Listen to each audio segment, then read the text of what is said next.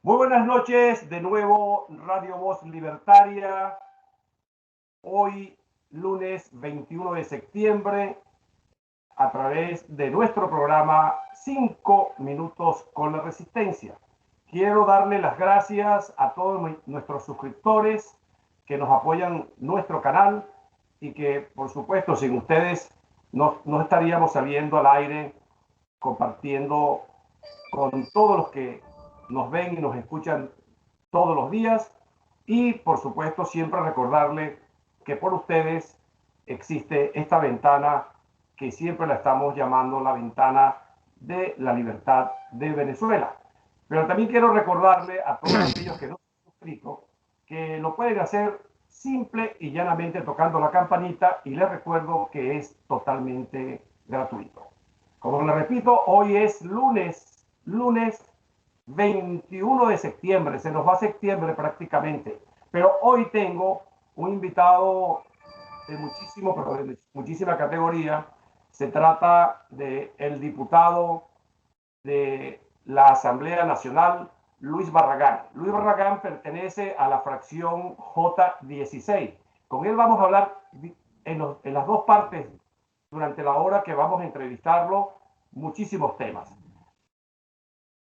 Voy a darle la bienvenida oficialmente, diputado Luis Barragán. Gracias por aceptarme la invitación a 5 minutos con la resistencia.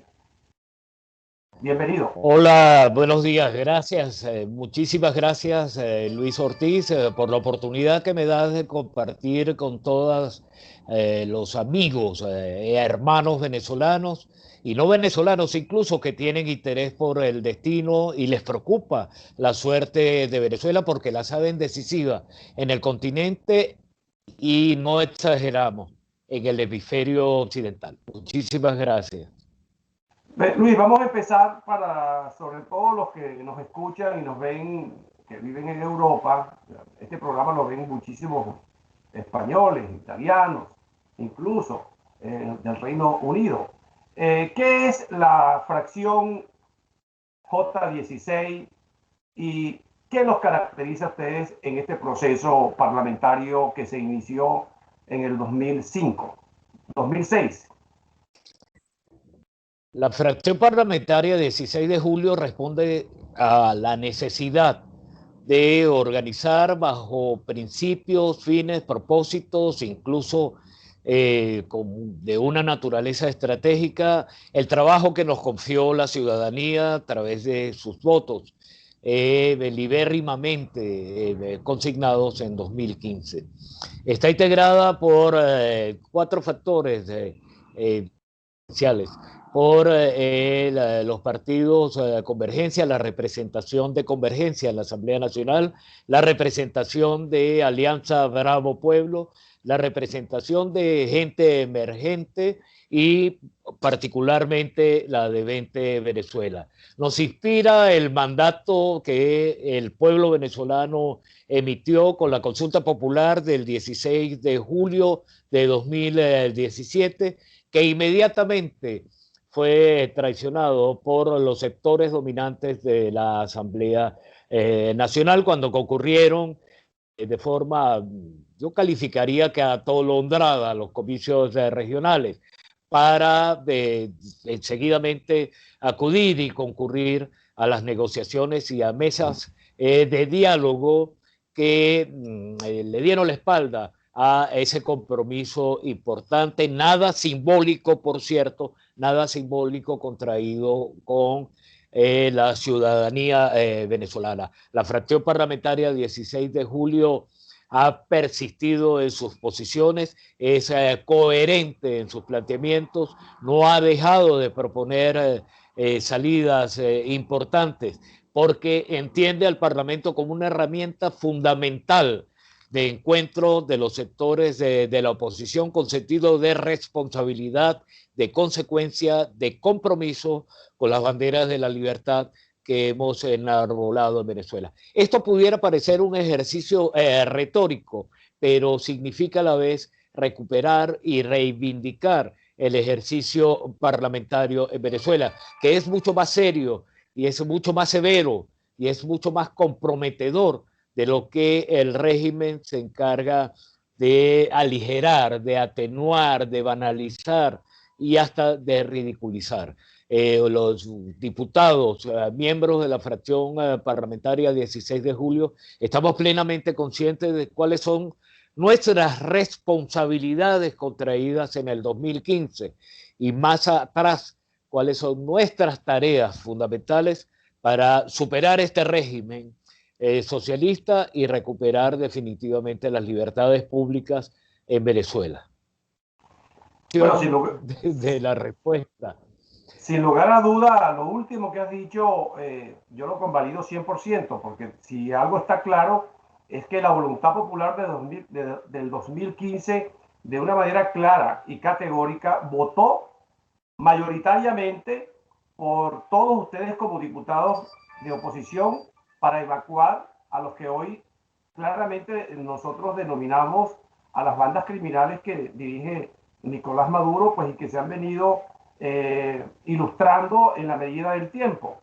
Pero, y también comparto de que ustedes como fracción han tenido una posición un tanto, para no decirlo mucho, pero mucho diferente a lo que llaman el G4. La pregunta concreta, sabemos que el G4, que son los representantes de los 4 partidos que presumen ser los más votados en el 2015, se apoderaron del destino de la Asamblea Nacional. Y la historia ha demostrado incluso que han sido un tanto sectarios con sus posiciones frente a muchas propuestas que ustedes han formulado como fracción política J16. Mi pregunta concreta, ¿por qué ustedes todavía mantienen de alguna manera un respaldo a ese G4 y en este caso a la figura de Juan Guaidó? Mira, nosotros somos consecuentes con la institución parlamentaria y le hemos sido leal al mandato constitucional. La lealtad en este caso es a la institución y la encabeza Juan Guaidó, por quien hemos votado en 2 oportunidades, a pesar de haberle negado ese voto al resto de la Junta Directiva. Pero me da ocasión tu pregunta para, digamos, hacer 2 o 3 observaciones que son fundamentales. La primera, nosotros estamos viviendo un parlamento muy distinto en el siglo XXI al siglo XX, con todas sus fallas, con todos sus problemas, con todos los traumas, sobre todo en las postrimerías del siglo XX. Hubo un congreso que pudo llamarse institución parlamentaria, donde se hizo vida plural y por encima de cualquier vicisitud o circunstancia prevalecía la vida institucional del Parlamento en el siglo XX. El modelo parlamentario del siglo XXI es copia fiel y exacta de lo que acuñó el chavismo o el, por así llamarlo, chavismo, que pues, responde a otro fenómeno, por supuesto, no es el momento de hacerlo. Entonces, este Parlamento del siglo XXI lleva la impronta de este régimen y, por supuesto, en las prácticas parlamentarias después del 2015 hay una imitación, hay una continuidad, hay una un falso parlamentarismo democrático porque seguimos bajo los esquemas del chavismo y por ello es la preponderancia del G4, de estos partidos que dominan la escena parlamentaria y que arbitrariamente han hecho caso omiso de las legítimas prácticas parlamentarias universales, es decir, cuando llegan los debates que son necesarios de dar, cuando no se dan las investigaciones que son indispensables de adelantar, cuando imponen una decisión negando el derecho de palabra al resto de los parlamentarios. Estas son prácticas muy típicas del chavismo y por eso hablamos que corresponden a un modelo que son típicas del siglo XXI y no de la larga tradición parlamentaria, política y parlamentaria venezolana. Otro elemento que es necesario también de acotar, y perdónala porque no resisto la tentación de hacerlo, la victoria del 2015 acunó en las protestas, en las legítimas y pacíficas protestas del 2014 y circunstancialmente hubo partidos que dialogaron en el 2014, que le dieron la espalda a esas legítimas protestas que costó un altísimo número de vidas, de sacrificios, y se hicieron y se aprovecharon de esa ambientación y de ese despertar del 2014 que se prolongó en el 2015 y cobraron indebidamente una victoria electoral que, en lugar de respetarla como expresión de la pluralidad, de la complejidad y pluralidad de la sociedad venezolana, la tomaron como una victoria partidista propia y abusaron de la institución parlamentaria.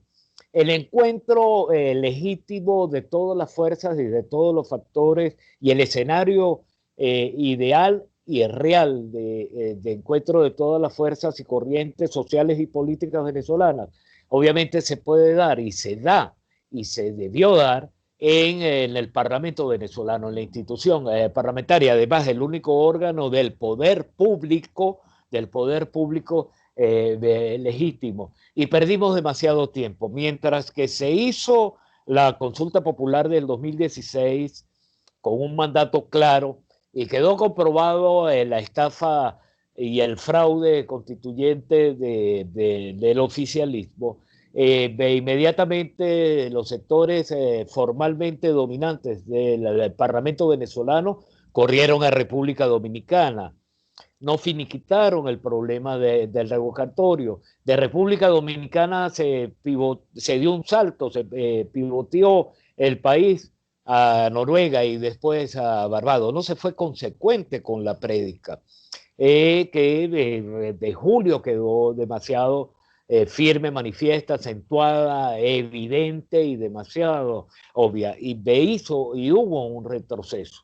Por eso es que te insistí en la pregunta anterior, que la fracción parlamentaria de 16 de julio, con toda la modestia, sin arrogancia alguna, lo que ha es reivindicado a la institución parlamentaria. Y esto no significa ningún compromiso personal con la conducción circunstancial que se hace de la oposición, sino una consecuente postura a favor de la institución parlamentaria presidida por Juan Guaidó, a quien además le exigimos asumir la encargaduría presidencial como 6 u 8 meses antes se lo habíamos exigido al entonces presidente de la Corporación Legislativa, el diputado Omar Barbosa, y que le hemos sido consecuentes en términos institucionales,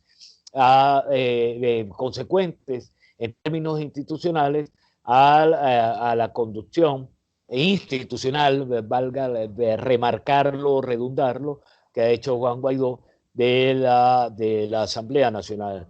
Pero obviamente no estamos satisfechos, no nos satisfizo y no nos satisface lo que se ha hecho de parte de una expresión como el G4, que además que además usó y abusó de la institución parlamentaria como que si fuese el Frente Amplio cabal expresión de las inmensas mayorías venezolanas, que son las que sufren y sufrimos las consecuencias de un régimen que nos ha hundido en la catástrofe humanitaria. Recordemos, por cierto, que en el 2014 precisamente, y lo había dicho María Corina Machado y lo había denunciado, nosotros no nos encontrábamos en una democracia, como muchos de los factores del G4 lo aseguraban para aquel año, y además María Corina, con acierto continuo, con valentía, con el coraje necesario,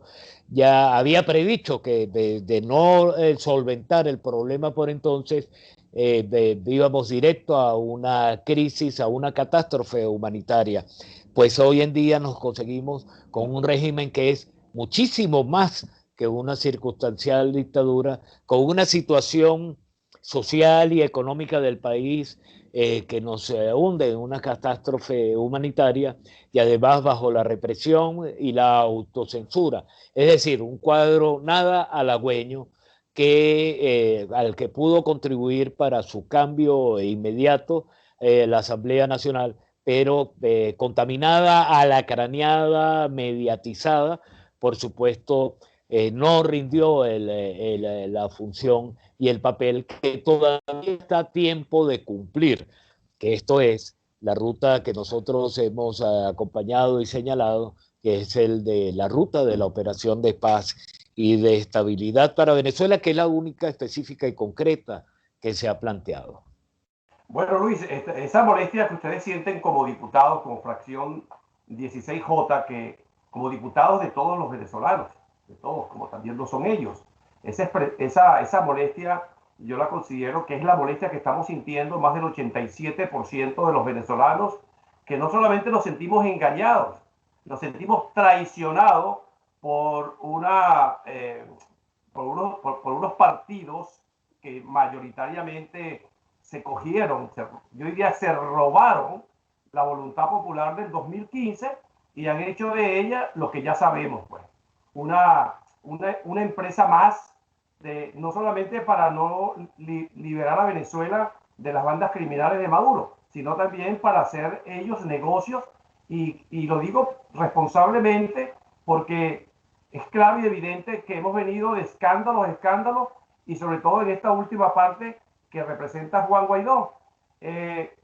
Voy a la pregunta concreta, porque yo sí voy a reconocer aquí, como lo hago de manera privada, porque conozco a varios diputados que integran la fracción J16, y hoy tengo el honor de conocerte a ti.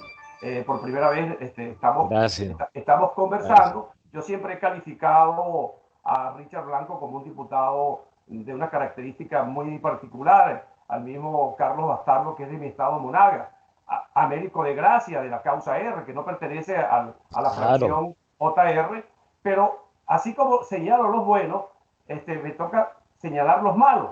El asalto lo propició, lógicamente, uno de los venezolanos más perversos que existe en Venezuela, después, diría yo, de Maduro y de Diosdado Cabello, como lo es Ramos Ayú, de Acción Democrática. Bueno, Julio Borges, que se ha convertido en el Alfaro Cero, silencioso pero haciendo de todo. Bueno, Manuel Rosales, que yo creo que el prontuario es tan grande como tan grande va a ser el de Padrino López. Y por supuesto no puedo olvidar, bueno, para mí el más articulador, Leopoldo López, que desde una embajada dirige a Juan Guaidó. Lo digo así claro para interpretar las palabras que tú, con mucha diplomacia y con mucho respeto político, lo acabas de decir. Tiene que haber molestia en ustedes porque se han sentido irrespetados, no solamente como ciudadanos, sino como representantes de todos los venezolanos, como diputados que son. Ahora bien, el año pasado, ya sabemos lo que pasó.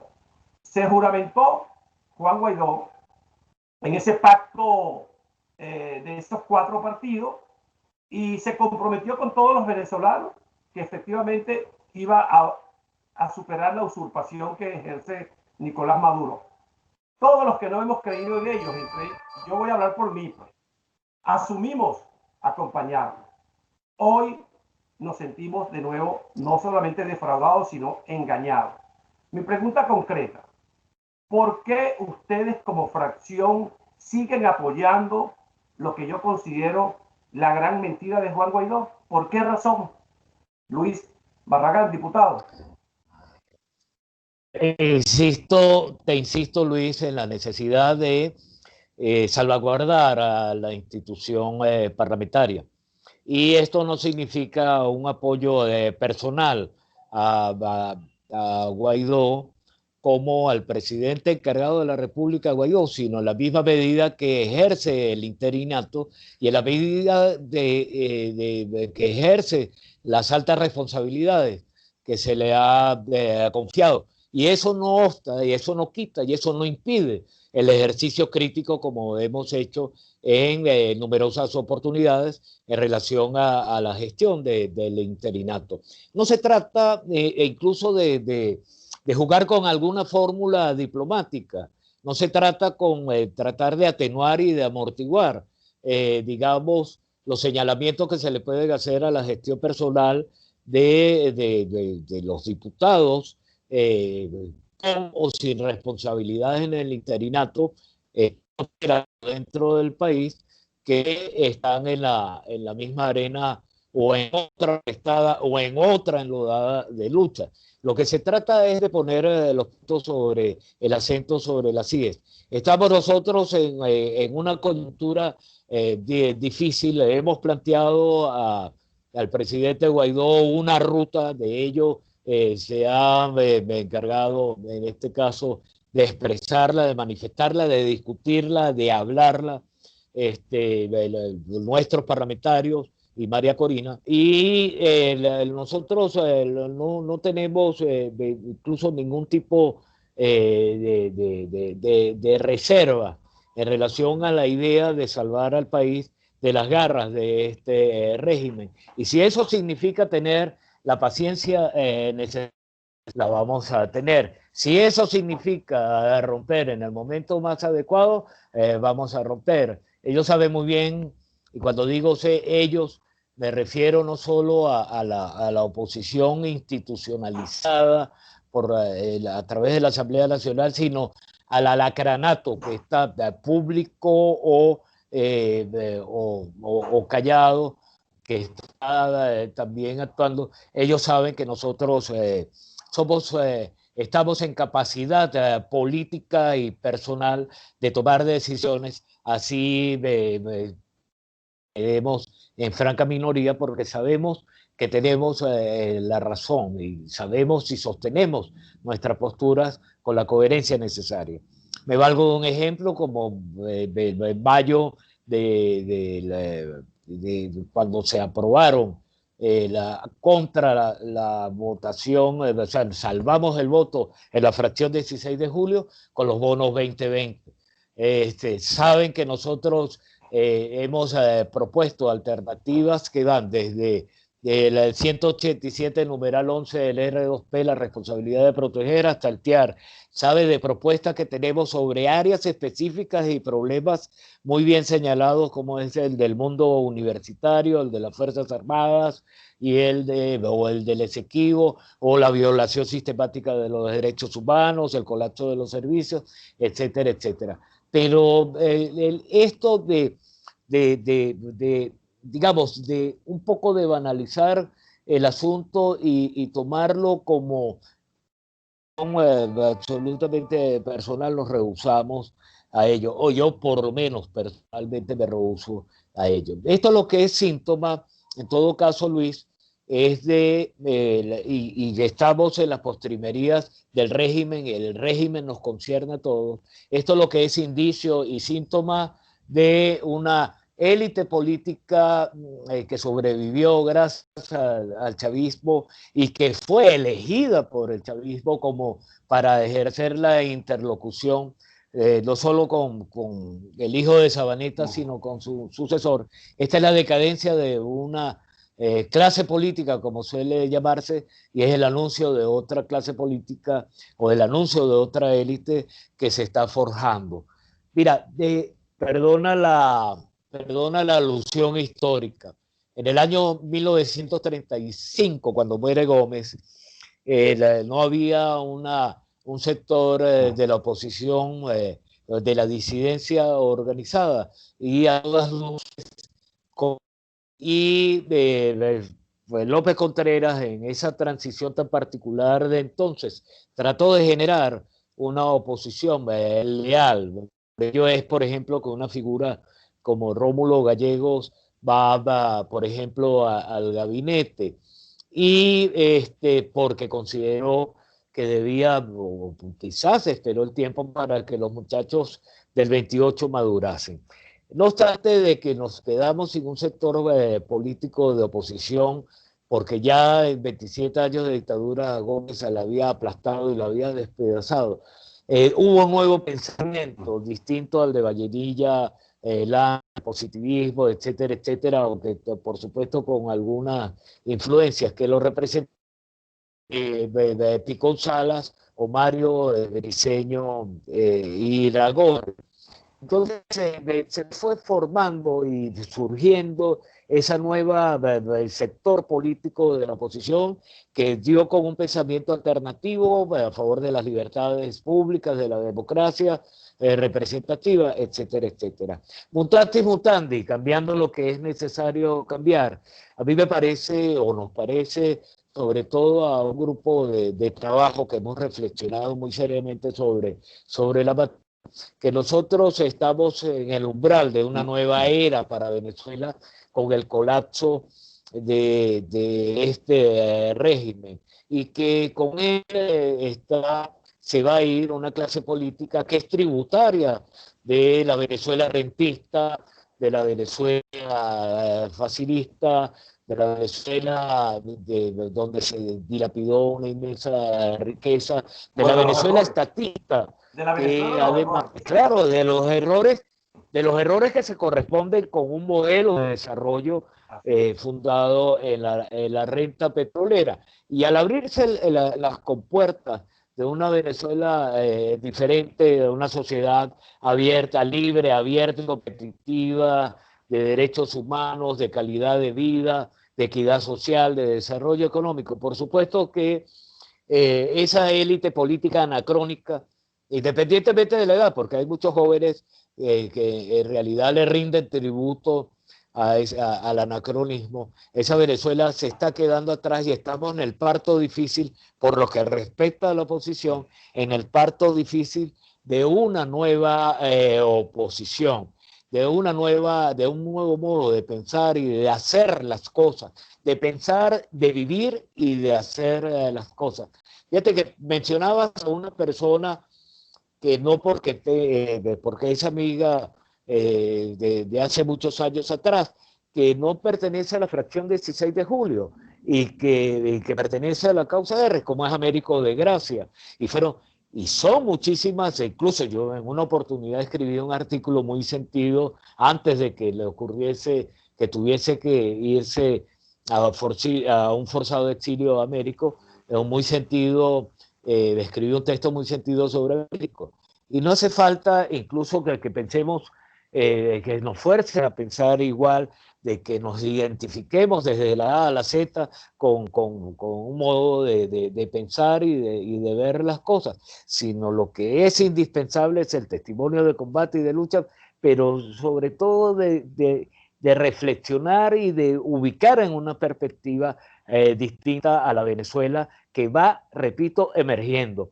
Nosotros somos una sociedad con una cultura rentista. Es relativo porque ya no hay renta en Venezuela que distribuir con el colapso, pero está sobreviviendo una cultura rentista que se está mezclando con una cultura de cuño criminal. Nosotros somos un país petrolero. Mire, ya yo creo que tampoco somos un país petrolero porque el socialismo del siglo XXI hizo el contramilagro, nada más y nada menos de quebrar a una república petrolera, de llevarse por el medio a un país petrolero. Nosotros ya no tenemos ni siquiera por la quiebra de la industria petrolera la capacidad de sacar el petróleo del subsuelo. Esto es un país que está flotando sobre la mar de petróleo pesado y extrapesado. Entonces, tampoco somos un país petrolero.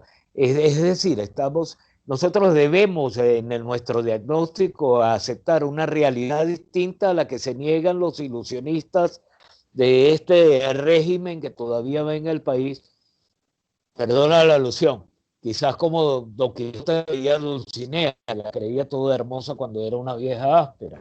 Entonces, todavía estos ilusionistas de la oposición que están prometiendo el enclave de mesianismo, que a la vuelta de la esquina no vamos a recuperar. Claro que no vamos a recuperar, pero con la Venezuela más profunda, la Venezuela del emprendedor, la Venezuela del mototaxista humilde que necesita sobrevivir y que tiene la capacidad y el esfuerzo y solo no le pide al Estado ni siquiera que le dé un bono, que le regale una caja CLAP. Lo único que les pide al Estado, que le dé oportunidades de trabajar, que le dé seguridad para trabajar hasta tarde en las calles, que le brinde una vialidad debidamente pavimentada para no accidentarse, que haya seguridad social. Eso es lo que le pide el mototaxista o el taxista, que valga el ejemplo que me parece que es el más sencillo.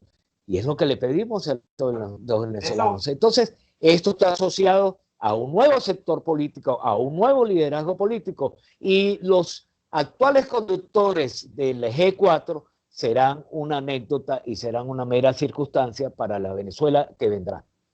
Bueno, yo pienso que ya lo son porque están bien desnudos y bien identificados por los ciudadanos. Bueno, Luis Barragán, se nos ha acabado el tiempo de la primera parte. Ahora es cuando nos queda tinta en el tintero.